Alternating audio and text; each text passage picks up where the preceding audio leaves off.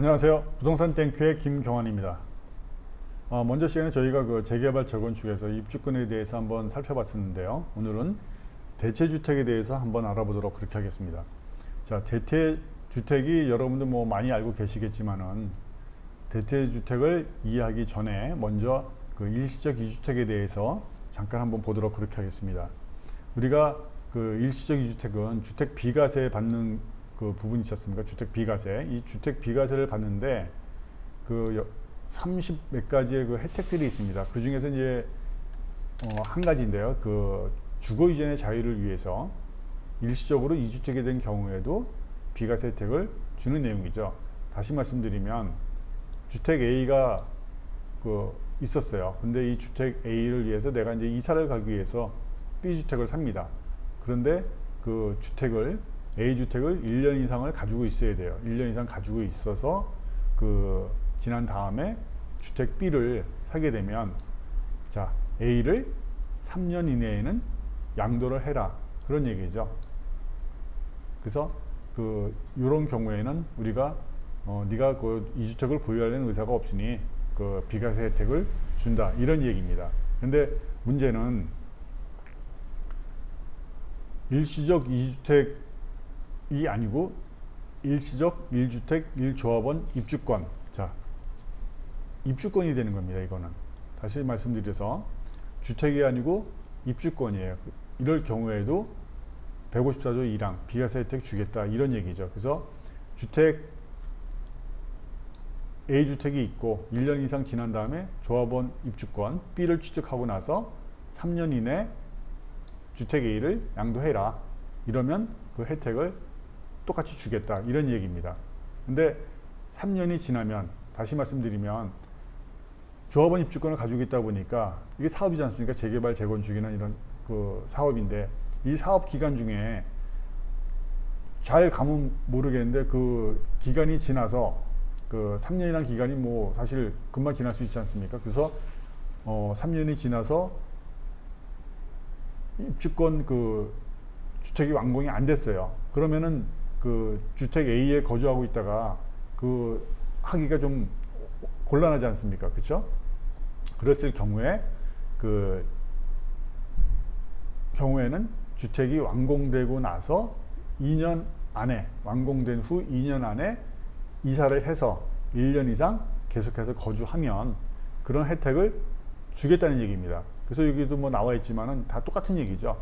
그 재개발 재건축 소규모 재건축 사업에 다른 사업은 아니고요. 재개발 재건축 소규모 재건축 요 사업이 시행됐을 경우에 주택 완공되고 난 완공 후 2년 이내 입주해서 A 주택을 양도하면 네, 비과세 혜택 주겠다 그런 얘기입니다. 그래서 그러면 대체 주택은 뭐냐? 지금 여기서 나와 있는 거는 1조합원 입주권, 그렇죠? 일시적 이주택이 아니고 1주택 1조합원 입주권입니다. 그래서 그 3년이 지나기 전에 A를 양도해야 되는데 3년이 지나서 양도를 하게 되면 어떻게 되느냐 그런 얘기죠. 그래서 지금 나와 있는 그러한 내용을 들어갔다가 그 지키게 되면은 그런 혜택을 비과세 혜택을 똑같이 주겠다 이런 얘기입니다. 그러면 이게 그 대체 주택은 뭐냐면 그 A 주택에 대한 다시 말해서 자기가 그 가지고 있던 기존 주택에 대해서 재개발, 재건축, 소규모 재건축 요 사업 시행 기간 동안 거주를 하기 위하여 그러니까 1주택을 가지고 있었는데 그 주택이 재개발, 재건축, 소규모 재건축 사업이 시행이 돼서 그 기간 동안 거주를 하기 위해 다른 주택 B를 취득한 경우 그 B를 바로 이제 대체주택이라고 하는 겁니다. 그래서 이 대체주택이 그러면 비과세 혜택을 받으려고 그러면은 어떠한 그 혜택이 되느냐. 요거는 그 내용을 잘 보셔야 돼요. 우리가 지금 일시적 이주택은 A주택을 가지고 있다가 B주택을 취득하고서 그 B주택을 3년 이내 그 가지고 있으면서 A주택을 그 3년 이내 그 양도를 하게 되면 비과세 혜택을 주지 않습니까? 근데 이거는 A주택에서 B주택 대체주택을 그 취득하고 나서 나중에 그 B주택을 양도했을 경우, B를 양도했을 경우 비과세 혜택을 주는 그 특례입니다. 대체주택 특례. 그래서 요거는 그 내용을 잘 그 좀 구분을 하셔야 돼요. 자, 그러면 지금 이것도 지금 마찬가지입니다. 재개발, 재건축, 소규모 재건축 사업에 사업 시행 인가일 이후 B를 취득해야 됩니다. 다시 말해 대체주택을 취득해서 1년 이상은 거주해야 된다는 겁니다. 자, 요거 바로 사업 시행 인가일 이후에 주택을 취득해야 되고요. B를. 그 다음에 1년 이상 거주를 해야 됩니다. 자, 이랬을 경우에 혜택을 주겠다는 거죠. 그리고 나서 완공된 후 2년 이내 세대 전원이 이사해서 1년 이상 계속 거주해라, 그런 얘기입니다. 그 다음에 요 밑에 나와 있는 내용은 뭐 그 지금 설명해 드렸던 그 내용과 같은 내용이죠. 그렇게 되면은 대체주택 B에서 154조 1항, 다시 말해서 비과세 혜택 주겠다, 이런 경우죠. 그래서 이 경우에는 보유기간, 거주기간의 제한을 받지 아니한다. 다시 말해서 그 보주기간, 거주기간의 특례가 되겠습니다.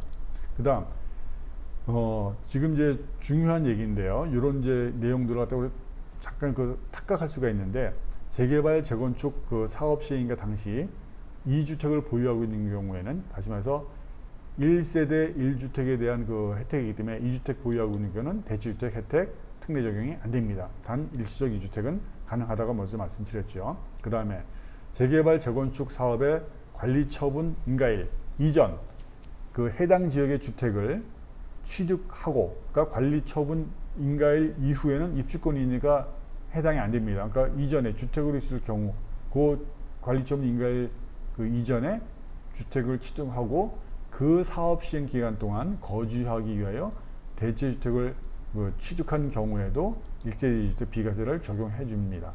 그 다음에 지금 요거 말씀드린 내용들은 전부 그 실제로 그런 판례를 받는 그 국토부에서 그 해석해 주는 그런 내용들입니다.